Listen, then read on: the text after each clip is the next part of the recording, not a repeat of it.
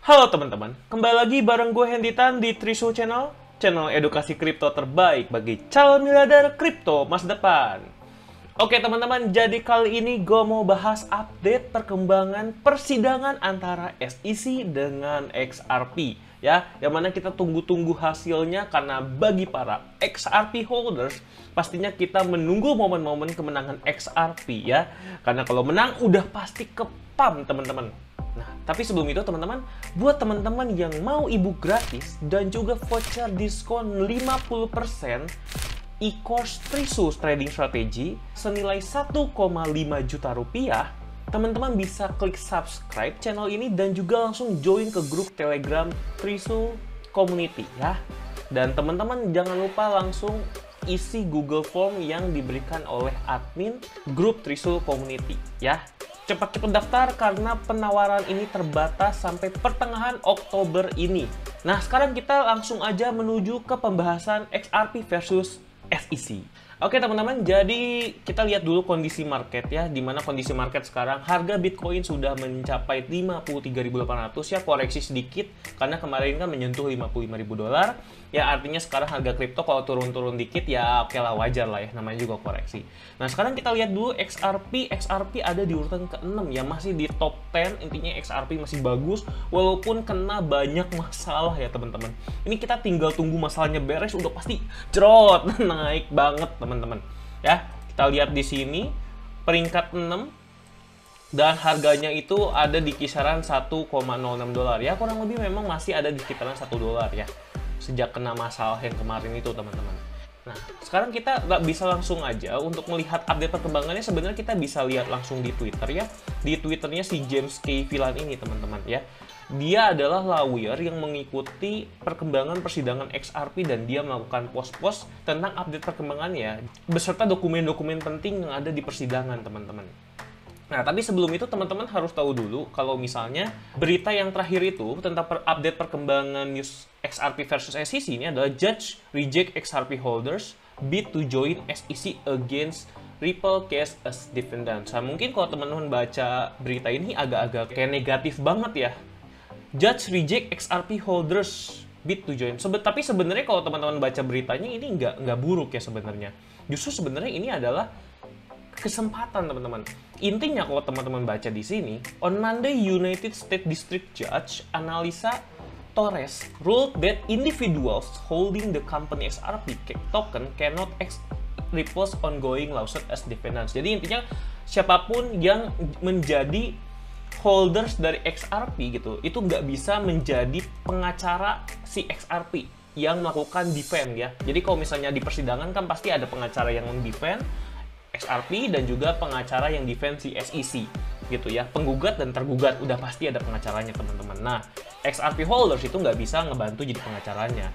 The determination come after a number of XRP holders token and to file friends of court briefs. Nah, jadi sebenarnya di sini kita bisa menyimpulkan kalau walaupun si XRP holders itu nggak bisa menjadi pengacaranya ya yang melakukan defense ke XRP, tapi dia bisa menjadi friends of the court. Yang jadi friends of the court itu bisa membantu judge untuk memberikan pendapat-pendapatnya tentang si XRP teman-teman ya. Jadi itu biasanya diisi oleh para tenaga ahli biasanya yang biasanya netral teman-teman. Tapi untuk kali ini dia nggak netral teman-teman. Jadi dia diambil dari XRP holders. Yang mana sebenarnya XRP holder artinya dia akan mendukung XRP kan. Nah, jadi kalau kita lihat ini sebenarnya adalah kemenangan-kemenangan kecil ya teman-teman. Dan kalau teman-teman ingin melihat update-nya lebih jelas, teman-teman bisa lihat ke Twitternya si James K. Villan yang ada di sini nih teman-teman.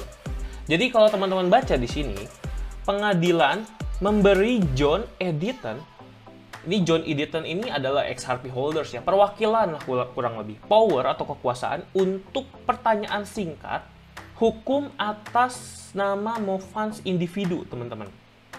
Ini adalah kemenangan besar bagi XRP community karena the interest of the individual Movans and XRP community are aligned. Ini maksudnya adalah karena kepentingan dari si individual Movan dan juga XRP community itu sama gitu. Ya ingin XRP menang, teman-teman. Nah, jadi sebenarnya kalau teman-teman mungkin masih bingung sebenarnya Movan itu apa sih? Ini Movan itu adalah individual yang memberikan sebuah mosi, yang menentukan mosi. Dan kalau teman-teman masih bingung, mosi itu apa sih? Mosi itu adalah topik debat ya teman-teman. Jadi kalau misalnya di persidangan ya, kan ini sebenarnya kasusnya adalah apakah XRP itu adalah sebuah sekuritas atau bukan gitu. Nah, dan untuk membahas hal itu, kita harus membahas satu persatu topik yang kira-kira bisa menjawab permasalahan itu kan. Nah, jadi mosi itu adalah topik debatnya teman-teman. Nah, sekarang penentuan topik debatnya itu ditentukan oleh XRP holders. Yang pastinya berarti apa teman-teman? Berarti pasti topik yang dipilih akan kurang lebih condong menguntungkan si XRP teman-teman. Jadi disebut this is a huge win for the XRP community. Menurut gue itu benar loh teman-teman ya. Karena ini tinggal tunggu waktu aja, asal topiknya yang dipilih oleh si John Deaton ini benar, ya bisa menguntungkan XRP dan melemahkan SEC. Menurut gua kemenangan XRP itu udah di tangan lah teman-teman ya. Cuman ini sekarang kita masih menunggu mosi yang dikeluarkannya apa. Terus kalau kita baca di bawahnya teman-teman, pengadilan menyatakan bahwa Mofan dalam kapasitas masing-masing diizinkan untuk bertindak sebagai amici curiae ya. Dengan demikian, Mofan diperbolehkan untuk membantu pengadilan dengan memberikan penjelasan tentang masalah hukum yang relevan dengan kasus yang disetujui sebelumnya oleh pengadilan. Kayak itu penjelasannya yang tadi ya teman-teman. Lalu yang ketiga nih teman-teman. Pengadilan mempertimbangkan bahwa bantuan semacam itu akan sangat bermanfaat. Pengarahan tentang mosi dispositif, tetapi menggunakan kebijaksanaannya untuk meminta atau menolak aplikasi lebih lanjut sebagaimana mestinya. Dan selamat untuk John Deaton dan juga keputusannya Crypto Law Library above. Big congratulations. Jadi memang ini adalah tanda-tanda kemenangan ya kalau menurut gue juga ya. Nah sekarang ini adalah update di tanggal 5 Oktober dan hari ini itu ada update lagi ya teman-teman. Nah kalau yang ini update-nya kurang lebih baru beberapa jam yang lalu. Ini adalah update persidangan Ripple yang terbaru teman-teman. Nih kita baca ya bareng-bareng. Terdakwa Ripple mengajukan penentangan mereka terhadap permintaan SEC untuk konferensi telepon untuk mencari perintah perlindungan yang membebaskan SEC dari kewajiban apapun untuk menanggapi permintaan penerimaan atau RFA. Jadi ini maksudnya ya si Ripple menolak gitu. Kan SEC minta untuk nggak harus melakukan request RFA gitu. Nah ini maksudnya mungkin teman-teman bingung ya. Request RFA ini apa sih? Request RFA ini sebenarnya adalah alat yang memungkinkan salah satu pihak untuk meminta pihak lain mengakui atau menyangkal kebenaran suatu pernyataan di bawah sumpah, teman-teman. Jadi ini kayak hak kita bertanya, lu harus jawab dengan jujur dan di bawah sumpah gitu.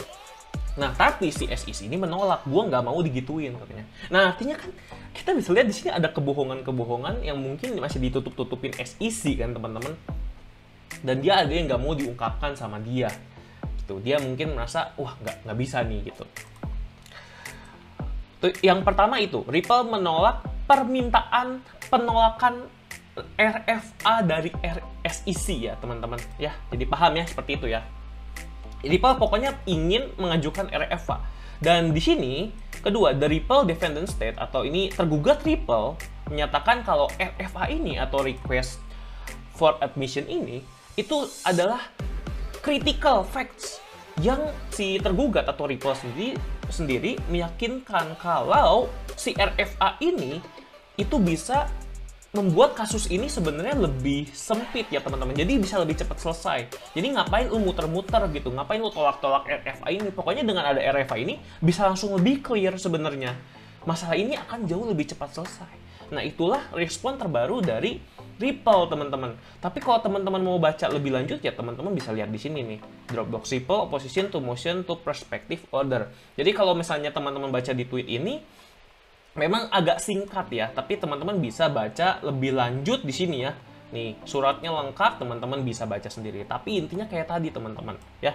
XRP pokoknya ingin melakukan request RFA ke si SEC dan SEC nggak boleh menolak. Karena dengan adanya RFA ini jelas masalah akan lebih cepat selesai dan juga kemungkinan besar XRP udah menyiapkan kemenangan dengan melakukan RFA teman-teman gitu.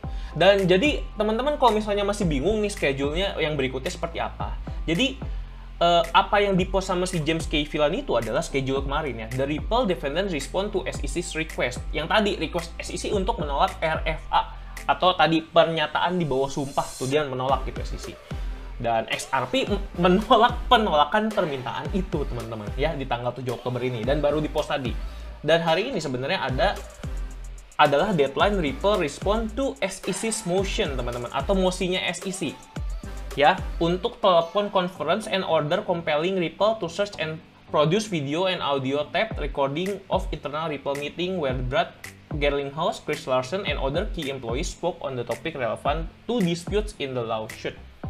Ya, jadi intinya si SEC kan minta rekaman videonya ya, meeting antara Brad Garlinghouse, Chris Larsen, dan juga pokoknya orang-orang penting di XRP yang membicarakan tentang persidangan ini teman-teman. Jadi dia minta rekamannya. Nah, kita tinggal lihat aja responnya si XRP itu seperti apa. Jadi akan ada update-nya besok berarti teman-teman untuk yang persidangan tanggal 8 Oktober ini.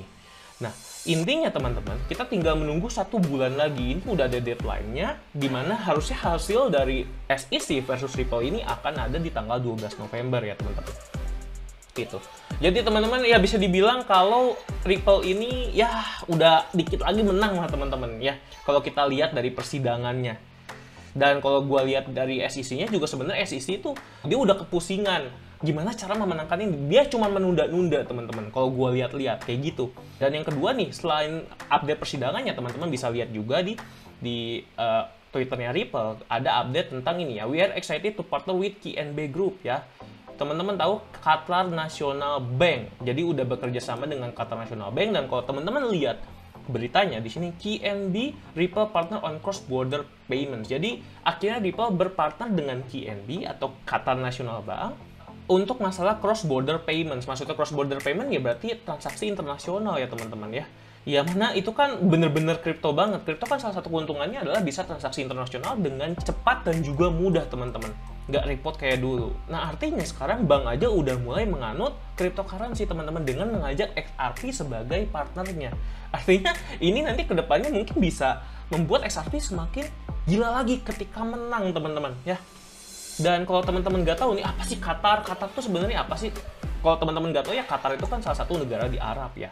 Dan dia adalah salah satu negara terkaya di dunia loh. Qatar tuh teman-teman sekaya Saudi Arabia dan kalau nggak salah sih lebih kaya lagi ya. Dan kalau teman-teman lihat nih, QNB itu rankingnya berapa sih di dunia? Qatar National Bank itu QNB was ranked first in Qatar. Wow, di Qatar aja nomor 1 teman-teman. Total asetnya 282 miliar dolar. Di Desember 2019 ya, bukan sekarang loh, 2 tahun lagi udah gede. Which place on peringkat 79 di dunia teman-teman ya. Ini rankingnya dunia loh teman-teman. Udah masuk 100 besar. Ini artinya gila banget loh teman-teman. Kalau masuk ke 100 besar top rank dunia. Bukan di negara ya. Kalau di negara Qatar sendiri dia nomor 1. Jadi menurut gue kerjasama ini buat XRP menurut gue bakalan oke lah. XRP walaupun ada di masalah ya teman-teman, tapi dia masih terus mengembangkan kerjasamanya. Ini artinya membuktikan kalau Ripple ini nggak main-main mengembangkan si koin Ripple-nya itu teman-teman. Nah itu mungkin sekilas tentang fundamentalnya ya tentang XRP. Nah tapi kalau misalnya kita bahas ke harganya ya, tentang analisis teknika memang masih abu-abu ya, karena kan kita menunggu news yang terbaru. Tapi kalau misalnya kita lihat analisis ini ya, sebenarnya memang kita lihat kan kecondongannya adalah ke pergerakannya ke atas ya teman-teman. Bahkan kalau teman-teman lihat di sini, ini kan adalah EMA 50 dan juga 200 ya. Jadi kok biasanya kalau misalnya ada crossing EMA ya teman-teman, ini biasanya akan ada perubahan tren nih. Kayak misalnya ini ada crossing yang warna merah, ini artinya akan turun nih teman-teman. Kalau ada crossing yang warna hijau, ini artinya akan naik teman-teman. Nah, sedangkan sekarang itu ada crossing merah dan juga crossing hijau. Terakhirnya adalah hijau. Artinya ini menunjukkan kalau sebenarnya si XRP ini ada kemungkinan untuk naik teman-teman ya. Karena dia udah bersilangan si EMA 50 dan 200-nya ini. Itu yang pertama ya. Jadi dari segi moving average indikatornya itu udah oke, naik. Dan yang kedua, kalau menurut gue memang XRP itu sudah menyentuh Fibonacci 60-50% ya di golden ratio di sini. Dan dia sudah memantul ke atas. Menurut gue mungkin XRP ini kedepannya minimal seminimal-minimalnya memang harusnya naik ya teman-teman. Atau kalau misalnya turun dia maksimal ya kembali ke golden ratio-nya lagi ya teman-teman. Ya memang harga XRP ini satu dipengaruhi dari fundamental persidangannya, dan yang kedua dipengaruhi oleh harga Bitcoin juga. Jadi kita memang harus menunggu fundamentalnya biar lebih jelas dulu. Tapi kalau menurut gua teman-teman, XRP ini sebenarnya paling bagus memang untuk jangka panjang. Kalau misalnya untuk jangka pendek seperti ini agak susah untuk diprediksi teman-teman. Yang pastinya kalau kita lihat kerjasama dari XRP dengan tadi KNB dan juga persidangannya udah mau menang, menurut gua akan ada peluang kalau XRP bisa meloncat ke atas teman-teman. Tapi kita memang harus menunggu ya sampai persidangannya selesai. Begitu teman-teman ya. Tapi ya seperti biasa teman-teman harus cek antara risk dan rewardnya. Kalau misalnya teman-teman beli di sana, teman-teman siap stop loss di mana nih teman-teman? Kalau gua sih maksimalnya itu di sini. Jadi si Ripple itu nggak boleh sampai menembus trendline yang ini. Karena kalau tembus trendline yang ini ya teman-teman, misalnya dia menembus harga kembali ke 0,7 dolar lagi ya. Ini adalah support terakhir kalau menurut gua. Kalau misalnya dia turun sampai ke sini teman-teman, itu udah pertanda yang kurang bagus ya buat Ripple tentunya. Karena harusnya memang dia ini bisa membuat minimal all time high-nya lagi ya teman-teman. Di sini harus membentuk higher high-nya lagi untuk memastikan kalau Ripple itu memang ada di tren yang naik. Kalau misalnya dia turun seperti ini, ada kemungkinan dari segi fundamental pun XRP udah kurang bagus teman-teman. Jadi memang kalau dari gua sekarang, gua melihatnya XRP itu potensinya adalah naik teman-teman ya. Kalau mau beli sekarang apakah oke atau enggak, menurut gue sih oke-oke aja, apalagi untuk jangka panjang ya teman-teman. Nah mungkin itu aja yang bisa gue sampaikan tentang persidangan antara SEC dengan XRP ya. Yang pastinya besok akan ada update lagi karena kita menunggu hasil update terbaru yang dilakukan oleh XRP hari ini. Kita doakan aja supaya semoga XRP bisa memenangkan persidangan dan kita para XRP holders dan juga XRP community jelas akan senang ya, karena nggak sia-sia kita menunggu holders dari sejak lama. Oke? Dan seperti biasa, kalau teman-teman yang mau investasi di XRP, teman-teman lakukan research dahulu sendiri, do your own research, DYOR, karena apapun itu investasinya adalah tanggung jawab teman-teman sendiri. Oke? Kalau teman-teman suka dengan video analisis seperti ini, jangan lupa klik subscribe supaya teman-teman gak ketinggalan video terbaru dari kami. Gue Hendy Tan dan gue pamit dulu. Trade with Risu, tetap cuan!